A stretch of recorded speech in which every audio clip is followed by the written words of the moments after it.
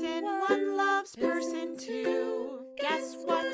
Shenanigans ensue. Person one hates person two. Guess what? Still shenanigans ensue. Person one fake dates person two. Guess what? You guessed it. Shenanigans ensue. Co-host one reports to co-host two. The name of the show? Shenanigans ensue. Yeah. Hello, I'm Jasmine. And I'm Jane, and welcome to Shenanigans Ensue. A podcast where you've got to give your baby maker a rest. It's tradition. The baby maker, I can't. I love it so much. And I think in this instance, she was no longer referring to the blanket. No.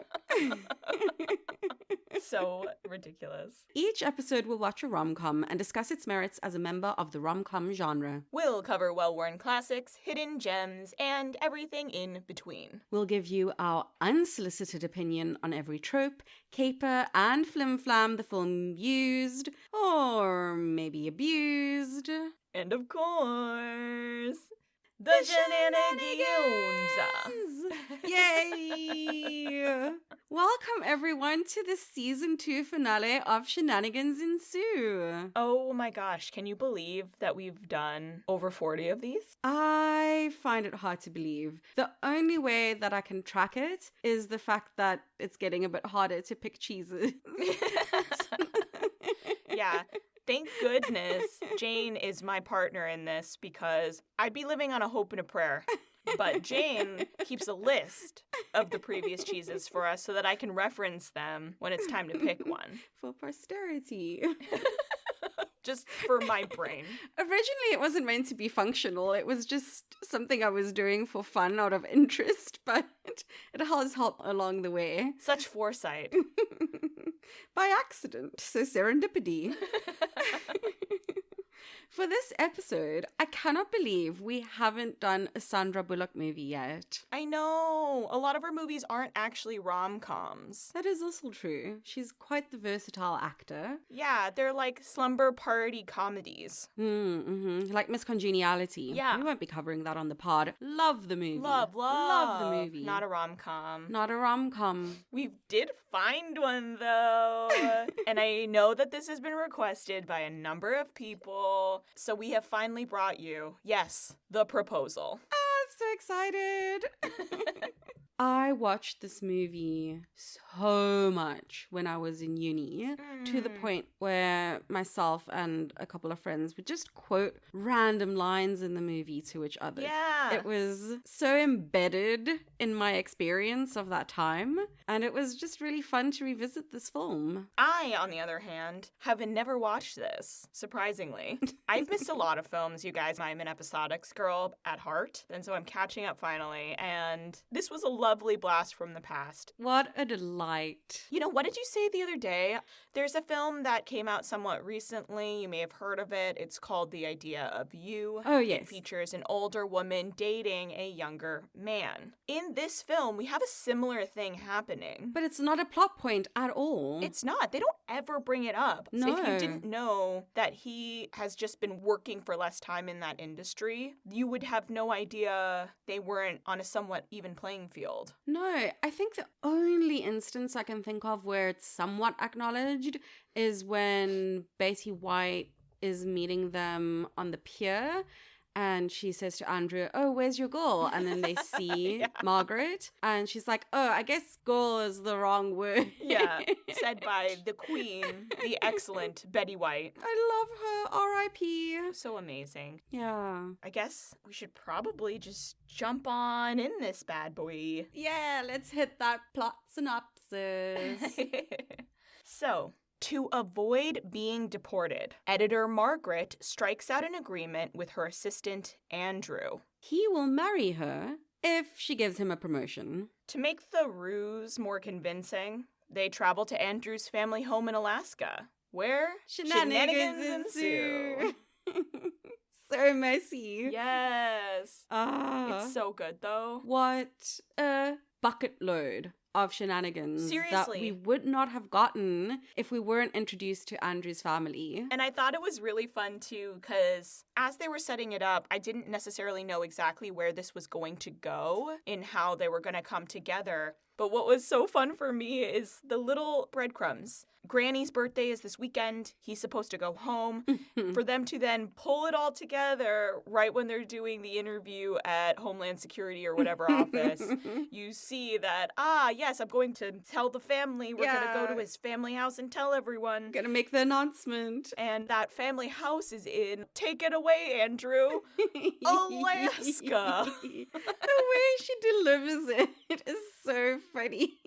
Andrew says Alaska and she says Alaska.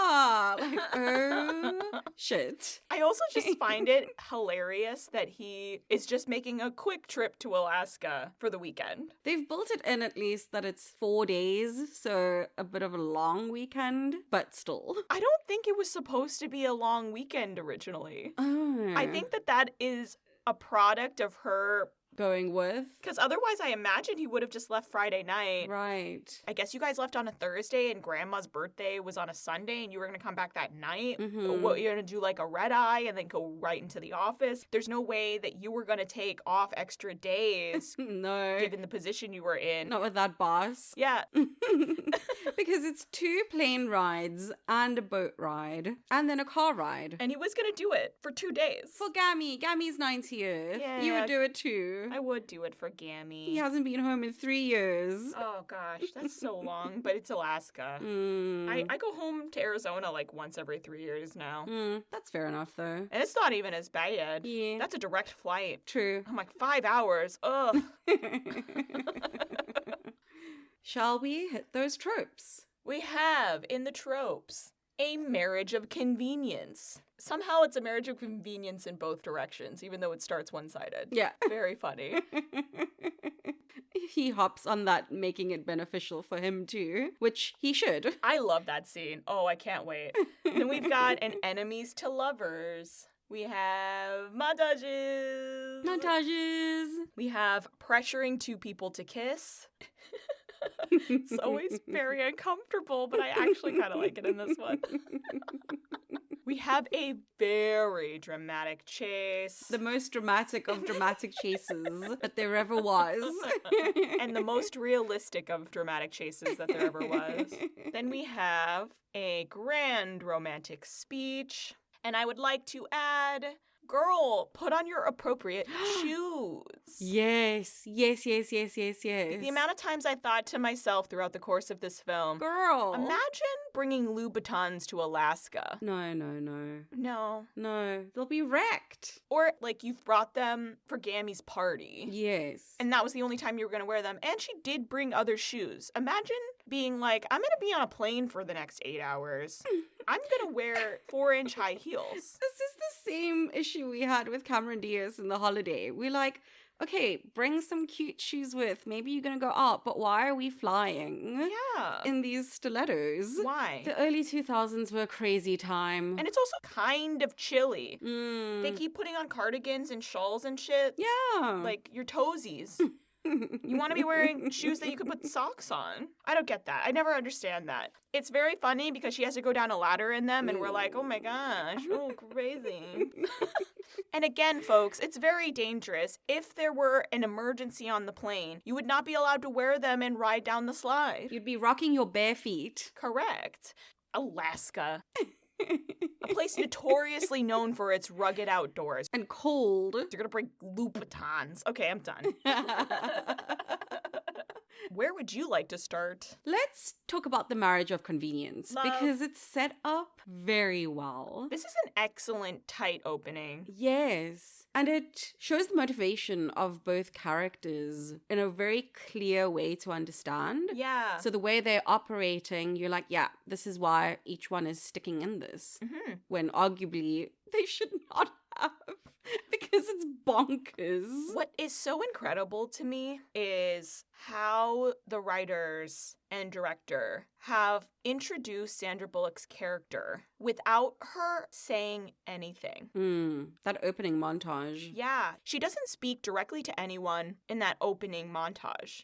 Yet you get an idea about her morning routine. Mm-hmm. As she's walking in, you get an idea of the fear she strikes throughout the entire office. You get an idea about the way they kind of ridicule her behind her back. Yeah. Also how exacting she is because of her coffee order. And she hasn't done anything to anyone. No, she's just walking. Yeah. Most of the time. And like looking at her phone. That's it. Yeah. And then this is juxtaposed with Andrew's chaos of a morning because he overslept. He's a bit chaotic. Yeah. They also set up the idea that, like, here's a guy who is so good at building connections with other people and how open and warm he must be because the barista has his coffee order waiting. Like, you don't do that at a random coffee shop for a guy who's only popping in for 5 seconds to get the coffee order before work every day unless he's warm and lovely every time he came in. Yeah. We're setting up these characters really well. And then Margaret gets summoned to her bosses and they tell her essentially she's being deported. Yeah. Margaret is not in the mood for this meeting in any case. So she tells Andrew, come get me in 5 minutes. We have a lot of work to do.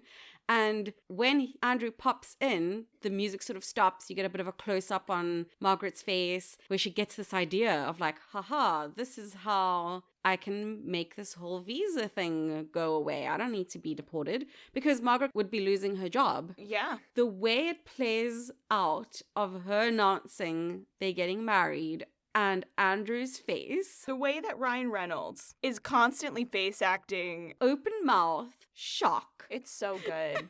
It's so interesting what they did in this film. This was the first time we maybe have a plot hole and then they filled it immediately. They managed to have seemingly dozens of plot holes that are then filled in immediately, which is so rare for a rom-com.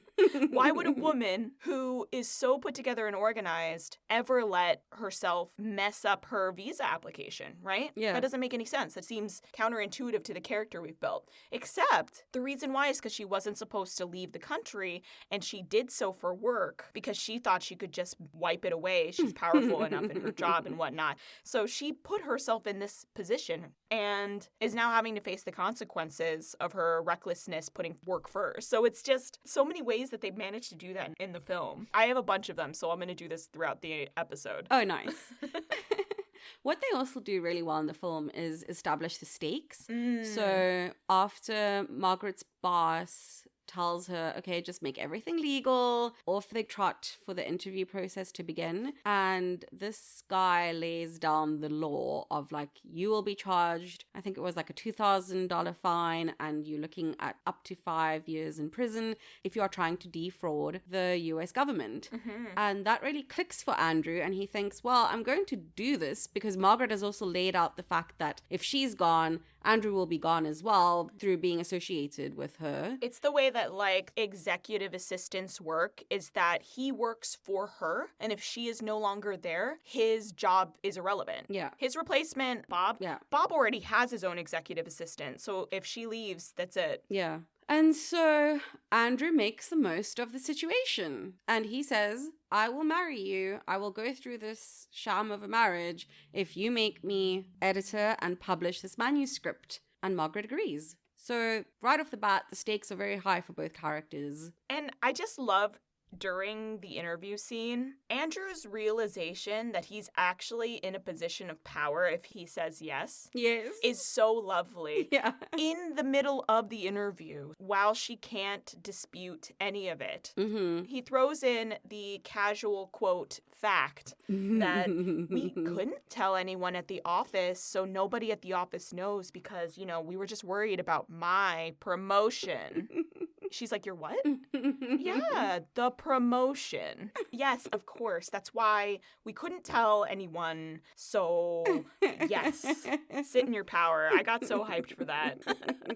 Also, I don't know if you noticed this, but Margaret, in the opening sequence in the office, threatens to deport somebody whose books they publish. Yes, so there's yes, actually like yes. a conversation at the beginning that if this writer doesn't make the deadline, let's get her deported. Yeah. Then Oh, she makes a joke about people being entitled, right? Bob is entitled. That's why he's acting like this. All of these ways that she digs at other people just to then have it revealed in her boss's office that she's going to get deported. She's the one who decided to break the rules because she thought she could get away with it because she's entitled.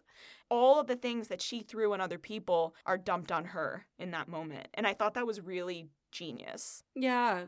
Wow. Well done. Yeah, I loved that. I thought that was excellent writing. Where do you want to go? Montages. I did montage.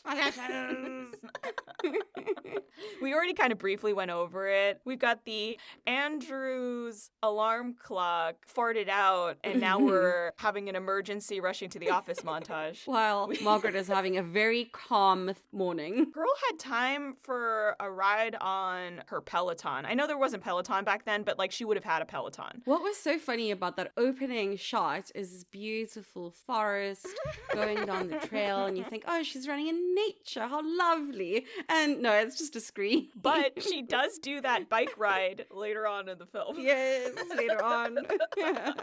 And it's much harder in real life, and she hates it and she can't break. It's very fun. We also have some excellent traveling montages. Yes. She springs for like some double first class. Love that. It's like probably, 6 hours for the first leg to Alaska? I would love to sit first class for 6 hours, and then she just has to sit for another hour in that little one. But It's very funny, the juxtaposition between the very large airliner first class smoothness to the the tinier crafts are very volatile. Let's just say that. You feel every motion.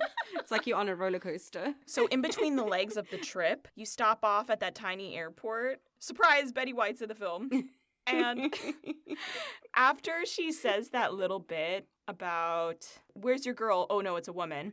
She turns to Margaret and she's like, what should we call you? Margaret or Satan's mistress? Right? We've heard it both ways. The face acting, again, is also just supremely amazing. The face acting. In this one, he literally stares daggers at Betty. It's hilarious. And on the last little leg of the trip to the family house, surprise, Andrew's a secret rich kid. Yes, because they're in the car and Margaret clocks, oh, this is Paxton. This is Paxton. This is Paxton. Who are you? And then camera scans over to Andrew's luggage tag. Yes. A. Paxton. Yeah. He's some sort of Alaskan Kennedy. Literally. It was so funny.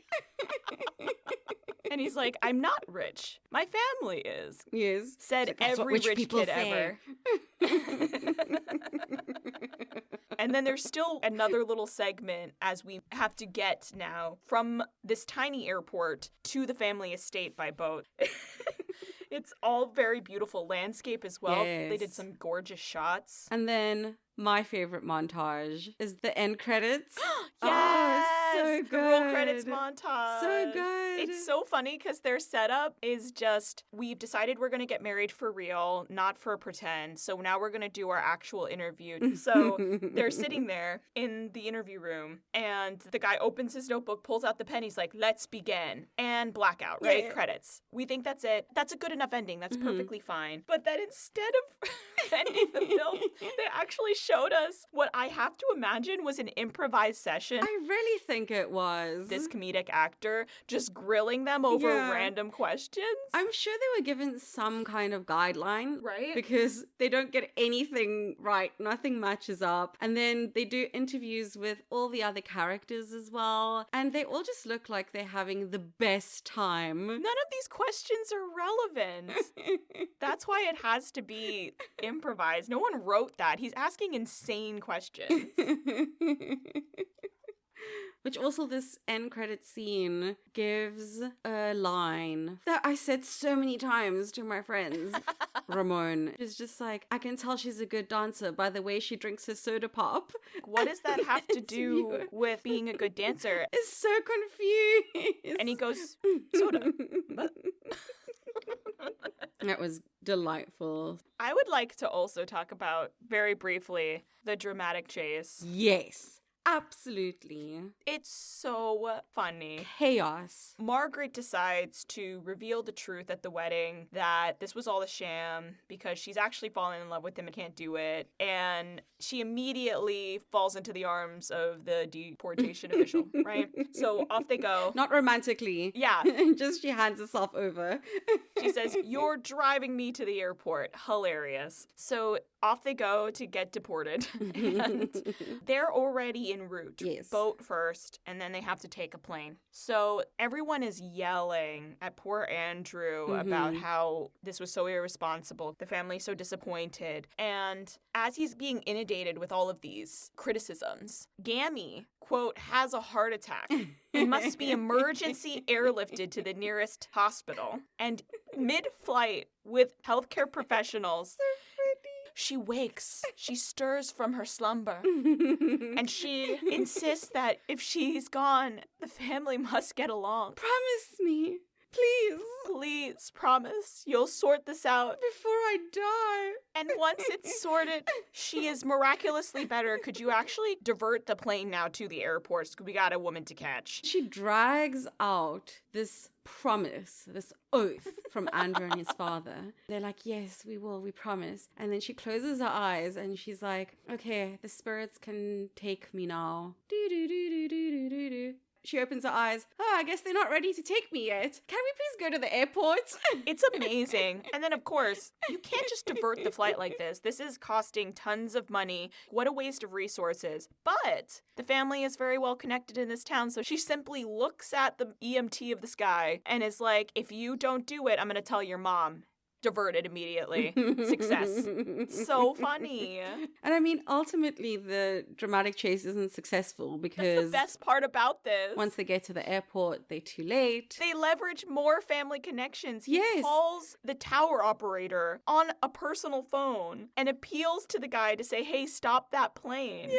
And you would think that in a rom-com with a dramatic chase, he would stop the plane. But you can't do that. He'll lose his job. No, it's not possible.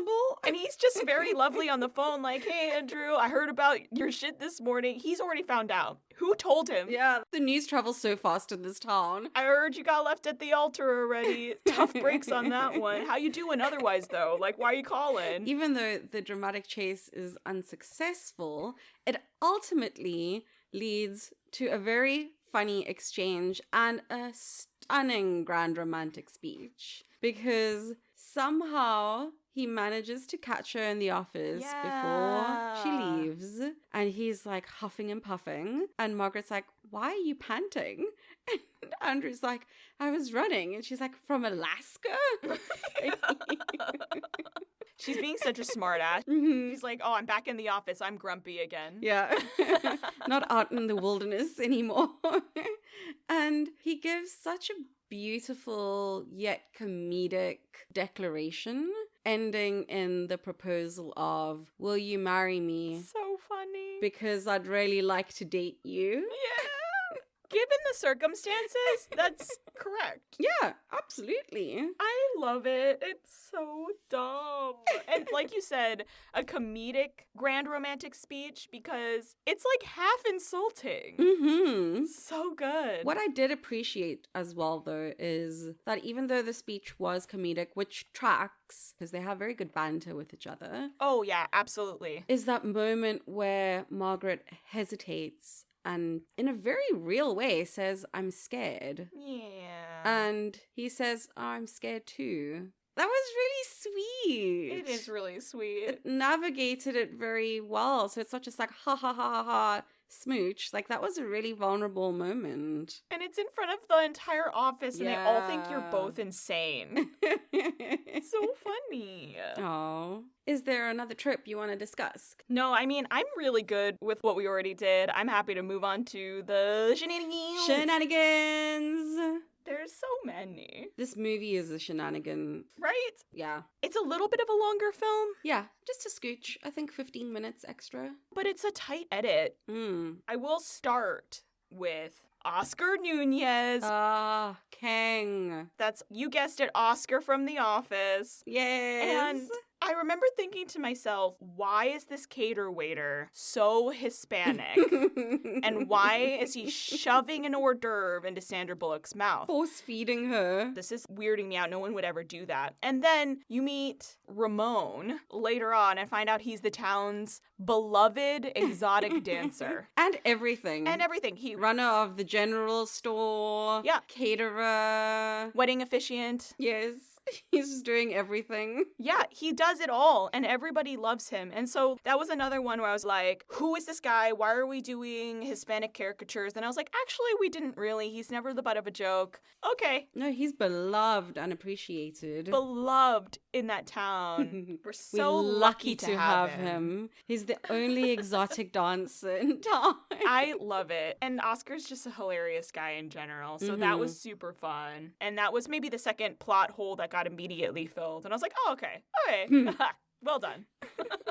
I want to take us back to do the proposal on the street that Margaret gives Andrew. I love that. Because they've just come out of the interview and Andrew is realizing how serious everything is. Yeah. And she is just moseying on, like, do this, arrange that, use the miles for the flights. We're going to knock this out and then come back and blah, blah, blah. And he just puts like a hard stop on everything. Yeah, he does. Like, lays out what he wants. And then he has his whole little monologue. And then he says, now ask me nicely. And she says, ask you nicely what? To marry you. So she gets down in these massive stilettos on the dirty sidewalk of the streets of New York. Yeah. And asks him nicely with some sarcasm. Shout out to the costume department because they put her in the tightest pencil skirt anyone ever wore. So impractical. She cannot go down on one knee. She has to go all the way down in the most awkward fall ever. And then the way she gets back up in heels, I loved it. Amazing. That was a little dangerous and hilarious. I'm so glad they filmed all of it. I'm so glad they didn't just and Andrew's walking away, end scene, moving on. Making us watch her get up is, chef's kiss. They do lean into the physical comedy quite a bit. Love it. Yeah. I would also like to talk about the incredibly awkward naked scene orchestration. Yes. Everything to set this up, the smacking of the two naked bodies together, everything that happens before that is so ridiculous. The leading up to it, everything that could go wrong does go wrong. Yeah. She's taking a shower. He's blasting music because he's had a fight with his father. Yeah, he's all in his feels. She can't find a towel. He doesn't even know she's in there, so he's decided to get naked on the balcony. Which is a weird choice. That was an odd choice to me. It's such a weird thing. Because even though you think that you know she's out, it's still an interesting choice to get naked on the balcony. Literally. And then the adorable dog Kevin freaking Margaret out. The second Kevin came onto the screen and Margaret shrieked, I thought to myself, how difficult it must be for Sandra Bullock to pretend she hates this dog. I couldn't do it, I think. I don't think my acting is that good. I'd be too delighted by this pup. It's just a little fluff ball. It is a fluff ball. Kevin. She just acts terrified of it. Yeah. The whole movie. Margaret is trying to both hop across the room to get a towel and get rid of Kevin who's in the bathroom. So she takes a hairdryer and blasts it at Kevin. And she's like, you like that hair? Oh, you do like it. Oh, crap. Now what? And this is something that always drives me crazy about movies. She had previously been holding a towel over her crotch and holding her breasts. And so now, feasibly, she's no longer holding the towel over her bottom half for modesty, but she's still clutching her breasts to hide them and hitting the dog with the hairdryer. In real life, no one would do this. No. You could have just filmed it in a way that we're not showing that. Yeah. But instead, we're just going to show her clutching her breasts. It's just silly. Meanwhile, Andrew has retrieved retrieved a towel from the linen closet, as they were told earlier in the movie to do. Yep. And he's heading off to the shower. Margaret is coaxing Kevin onto the rug and pulling it out, closing the door, somehow trips And turn smack. naked fronts smack into each other. Yes. So good. And the horrifying faces they make Yes. as they fall to the ground with her on top. Amazing. Why are you naked? Why are you wet? Over and over again. And the way he says it is so funny. Just the confusion, the shock. The horror. Mm-hmm. And then they get over it and everyone's okay. And then the best thing is it leads them to the most gorgeous heart-to-heart scene after the most awkward naked scene. This is a beautiful scene. Yeah. The way it was shot as well, we overhead on a wide angle and Andrew's on the floor and Margaret's in bed, and they just have a beautiful heart-to-heart, which then turns comedic when they start singing, "It takes two to make a thing go right." When he full throat sings it. I'm not going to do that to either the listeners or my vocal cords. No, I was so concerned about his vocal cords as well. Mm-hmm. It's so funny though.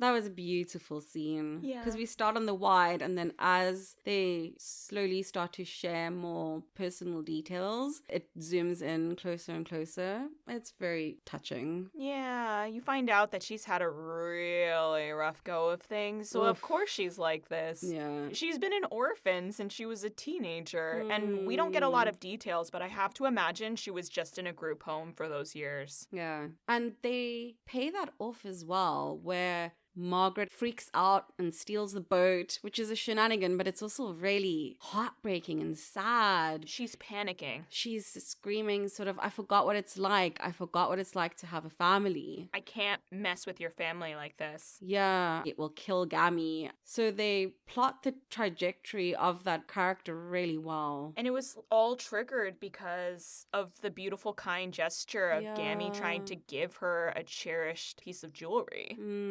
How could you, knowing that this is a sham, take a piece of jewelry that should stay in the family as an heirloom? Yeah. And so she just spirals so quickly. Like, imagine that kind of kindness after years of flying solo, you know? Having to be hard and not having that support system. It's a really hard thing to transition out of, and I feel sad for her not having the opportunity to transition out of it earlier, because I imagine you get more stuck in your ways the longer it goes on. Yeah, and you get so accustomed to being alone, and you get so used to being self-reliant. And then it's hard to imagine a world where you have to check in with somebody. Right? Where you have to worry about how other people are hurt by things. Because no one's ever cared before. Yeah. She's lived an entire life where she could have died and nobody would have noticed. Oh. And so, like, how do you transition into making sure other people are part of your radar? You've never done it. It absolutely makes sense that she would freak out like this and try and get away. And steal a boat and then fall into the ocean. And she can't swim. That was so unnecessary, by the way, because she can swim. She didn't sink, number one. If you don't fight it, you can float. She swims to the buoy. I was just like, why did you guys bother building that in? She could just fall and be like, the water, it's cold, Andrew. Oh, emergency. Swim is generous. If she was further away, I'm concerned for her. She didn't float to the buoy. She paddled. That was a doggy paddle. A doggy paddle is swimming. It was not a doggy paddle. It was like I don't even know how to describe what that was. But people who can't swim, she would have died by the time he turned around, is my point. So that doesn't make any sense. It is still a movie payoff because Margaret is like, what the hell, Andrew, a boat? You know I can't swim. And Andrew's like, hence the boat. So funny. It's just all very unnecessary. All of these little beautiful moments of character development are quite lovely. Oh, we have to discuss the baby maker. Oh gosh, let's just make this a all the crazy things Gammy says and does moment, because Betty White, queen, icon, legend, is hilarious in this, as always. So they're showing Margaret and Andrew the room and where everything is. Margaret is like, oh, so where is Andrew sleeping? And Andrew's mum is like, oh, honey, we aren't under any illusions that the two of you don't sleep in the same bed. So funny. He's sleeping here with you. The mom is showing them the closet with their extra blankets. And then Gammy's like, use this one. It has magical powers. So good. Margaret is like, what kind of powers? I call it the baby baby maker. maker. And the way Margaret cannot stand to even touch the blanket throughout the course of the film is hilarious. Yes, because the naked scene, they're trying to cover up, and she grabs something on the bed, and it's the baby maker, and she chucks it away. She's like, I can't. Not on my naked body. I don't know where that thing's been. And then there's also this whole shenanigan, which I thought was a plot hole. People might argue that there's cultural appropriation. Like, when they decide to accost the pair to convince them into having the wedding before they leave. Yeah, so they can all be together. Before she dies. Yeah, yes. The emotional blackmail is strong. Love that. You can get married in the same barn that Andrew's parents got married. And Margaret's like, I've always wanted to get married in a barn. And Gammy's like, it's a sign. We must give thanks. And then after they finally agree, you can hear her muttering, I must talk to the spirits. I have to check with the spirits. And you can tell that this town had like a history of Native American culture. Yeah. The symbol on the airline is associated with Native American culture. All these little things. And then Margaret decides to go on her chaotic bike ride through the woods for real, where she can't brake, but at least she wore flats. Yeah. And she finds Gammy in the woods, having created a large bonfire that she is now dancing around and chanting. And while some people would maybe say that it's cultural appropriation, the language she's speaking is, I may not pronounce this right, but Tlingit. Mm-hmm. She's meant to be a descendant of that tribe. And so while nowadays we might have cast somebody who was actually a descendant of the tribe or at least has a tribal association somewhere, they did a bunch of research. They found tribes from the area. They actually used the language. It was just another little plot hole filled. My verdict, no appropriation, ka-chunk. The only way it could be somewhat insulting is just pointing out the fact that this other white woman shows up and is now singing Get Low Yeah. instead of doing it appropriately. But we're making fun of the fact that she doesn't know anything about this culture, right? Yeah. She's the butt of the joke. She's the butt of the joke. And the song choice was one of the worst. Singing to the window, to the walls. All you bitches crawl. Sweat drips down my balls. Ah, skeet, skeet, motherfucker. Stunning. Oh, skeet, skeet, skeet, skeet. And Andrew hears it, of course. And sees her shaking her booty. Which he is obsessed with, by the way. He really is an ass man. When he forces her to give him a hug so that his family doesn't think they're fighting in the garden. And he goes like, boop, boop on her butt. And she's like, if you touch my ass one more time, I will cut your balls off in your sleep. When she's going down the ladder in the Louboutins and he's helping prop her up, but only by the booty, she's like, hey, no butt, off butt. At the bachelorette party, we've covered the Ramones stuff already, but when Margaret goes out just to take a break and chucks the shrimp into the sea, saying, be free, they'd be dead already. I loved it because she already said after Ramon shoves the food in her mouth, she doesn't like fish. Yes. So she just is dumping the seafood to get rid of it, but that's such a dumb thing to say. And then Gertrude, who is Andrew's ex, comes out and they have a bit of a heart-to-heart. It's very cute. Yeah. And you get some of Andrew's backstory. But the intentional choice they made to have the door yes. behind them opening. The first time they open it, it's just him shaking it hard on the stage. And then later, Gammy's involved now. It's so funny. It was so brilliant. Because that was a choice. That was choreography. That was staging. That was planning. They could have easily had the door swing with an over the shoulder of the person exiting, but we had to know that the party's still going on. Also, I would like to briefly touch on the shenanigans of that damn dog. Yeah, Kevin. First off, Kevin. I love people names for dogs. This is Kevin. Kevin. I love that. We just rescued him like a couple weeks ago. I met a Charlie in real life, this dog, Charlie. Oh. I love people names for dogs. So in the morning, after meeting Kevin, Margaret gets a very important phone call and the reception's really bad, so she runs outside. She's already been told, don't let Kevin outside. The Eagles will get him. But she's already let Kevin outside by accident. And I kind of wish they would just have cut this whole scene. I know that we needed an excuse for the phone to get snatched up by the eagle instead of the dog, but I grew up in Arizona and I grew up with a small chihuahua. And a hawk actually tried to scoop up our dog from our backyard one day. Oh my word. Was unsuccessful because he was too heavy for the hawk given the clearance he had because the fence was too close and he wasn't going to make it. Oh my word. That's the only reason why our dog got dropped. And it is not funny and graceful. It is horrifying. Yeah. Dogs start screaming because they're being lifted in the air. Shrieking, I'm sure. Shrieking. So in my head, I was just like, oh my God, Chippy. My dog Chippy screaming. I'm having flashbacks. And those talons are sharp. They are. My dog ended up being okay. Like, he didn't need stitches or anything. He got dropped almost immediately. But the act of being swooped down upon. Oh, poor Chippy. The dog is not casually okay with this little flight. Oh, at least Kevin wasn't carried off. And Kevin seemed to be enjoying this brief view from the sky. And then Margaret proceeds to pick Kevin up and run around with him lifted above her head. Because the eagle has taken her phone. Trying to entice the eagle. And so she's literally lifted the dog. Take the dog. Take the dog. And all they can see from the house is her running around with the dog in the air. And so I imagine if I seen someone doing that, I was like, oh, she's doing a Lion King. How cute. They think she's playing. We thought she didn't like him. So funny. But go tell her she's got to go get ready now. We're about to accost her with an exotic dancer. Yeah, we've got a full day. Her phone being broken Yes. and them having to go into town to get the replacement also leads to something I'd never noticed before, which is when they're exiting the store, Andrew does like this weird thing, and it's to do the sidewalk thing. Aww, it's to get her to be so not on the street cute. part of the sidewalk. It was very sweet. I didn't notice that. Yeah. I was still laughing at the dial-up tone from the previous scene where she's trying to get her emails.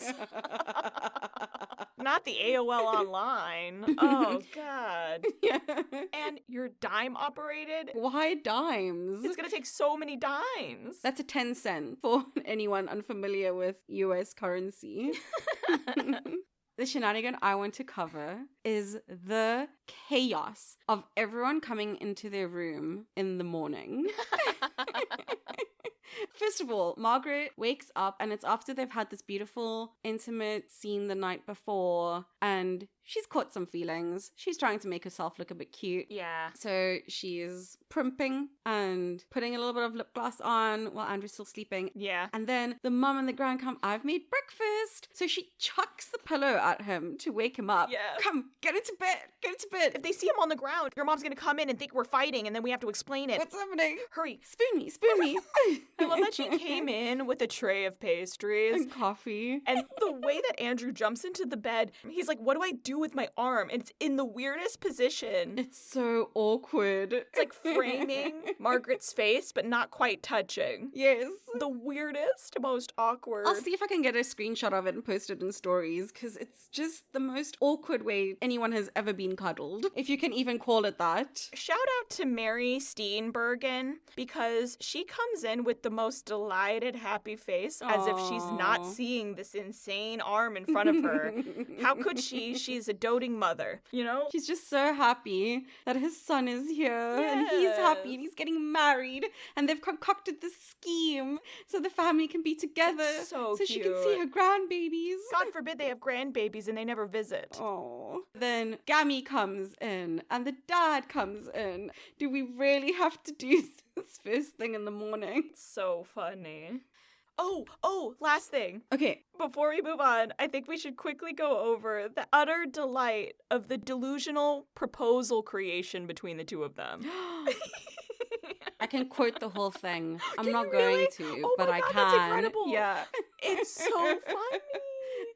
Andrew thinks he's being a smartass by throwing the responsibility of telling the story to Margaret, and how Margaret quickly switches it on him by making him look like the pansiest baby ever. They are both in this trying to embarrass the other Yeah. while at the same time also kind of trying to tell a romantic enough story to convince everyone that they really are in love. So funny. Chaos. So smart. There's the little decoupage box. And inside was a big, fat Andrew swoops in. Nothing. There was nothing in the box. But I did leave her the location of where to go. It's like real masculine stuff. It's brilliant. It's like a tennis game that they're quickly volleying back and forth, bouncing the ideas and the teasing. Yeah, absolutely. It's such a fun scene to show how well suited they are, even though they're trying hard not to be. It's so funny. It was just like a delightful game to play. Highly, highly recommend. Golden. If you want to write a scene like that, this is excellence right here. I think that brings us to a Fun Faville. She's fun. She's fun. She's a good fun, and she aged well. She did. You get bonus points for aging well, Yes. because so many things don't. The banter is so good in this movie. Yeah, this was my first time watching it, and I really did enjoy it. I can't believe I missed it before. I can see why everyone loves it, and I'm just so relieved it holds up. Yeah, I haven't watched this movie since I was in uni, and it holds up well. It's so delightful to revisit. Nice to end the season with a fun. It is. Nice to end a season with a well-loved classic fun. Absolutely. Yay. I don't have anything more to say about it. I don't If either. you're familiar with the movie, you know why. So that means it's time for Give Me the Cheese, Please. Yay. I'm so excited. I'm so excited. I think I went second. Yeah, I went first. It was my birthday. Ah, yes. Of course. So, ready? Yes. 3, 2, 1. Ham and cheese Comté. roll. Ooh, fun. I love a ham and cheese. It's like my favorite Sammy. Aw. Okay, so Hit me with it. I went with the Comté. The thing is, I originally wanted to go with a Swiss. It's a little bit nutty. It's a little bit sweet. The only thing is, I didn't want to go with the Swiss because while I thought there was going to be plot holes, they filled all the plot holes in, so I don't want a holy cheese. So instead, I've decided to pick something that has a lot of the same flavor profile. No holes. Also, what's fun is that this is a nice hard shell cheese. Because Margaret has a really hard shell and she's actually kind of semi-soft in the center. Oh. Lastly, this is a French cheese versus other versions of the cheeses that I possibly could have done. It's a very, very loose connection, but she looks like she could be French-Canadian, so I wanted to do a French substitute for a Swiss cheese and not any of the others because of that one tiny connection. Aw. And so therefore, it is a Comté. Yay. So this ham and cheese roll is very specific to my connection to this movie because my roommate at the time, Tegan, we watched this movie so often. And one of our go-to meals, and I'm sure we would have eaten this watching this movie at some point as well, is a coney roll, so crispy, with some grated cheese, some ham, a scrape of mayo, and some lettuce and cucumber. So it's very fresh, very light, which is my association with Alaska. Like, it just seemed fresh. Oh, yeah. I bet the air is so crisp. And crisp, like the crispy roll. It had to be a crispy roll. Otherwise, it's not working.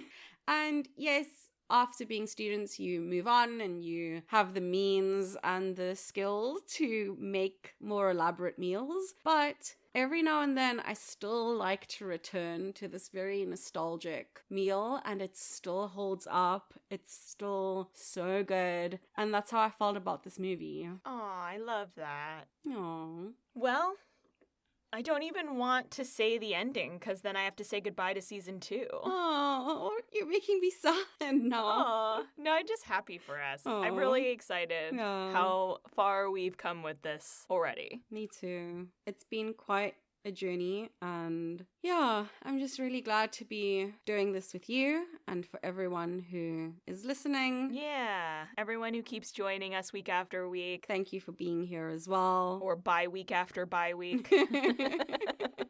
We love having you here. Yeah. It's just a really nice little community we've built. Brings me a lot of joy. Yeah, me too. So that's really it, everybody. There you have it. Our season 2 finale episode discussion of The Proposal. Let us know your thoughts on the movie, any shenanigans we may have missed, or what cheese you think it is. You can follow us on Instagram at shenanigansensoupod, or you can email us at shenanigansensoupod@gmail.com. We will be returning in September for season 3, so we hope you'll join us next time. And until then, Don't take this the wrong way, but you are very, very beautiful. Bye. Bye.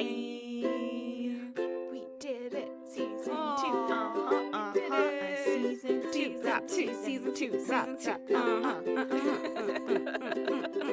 I was just following the beat like her at that bonfire. Yeah, to the window, to the wall.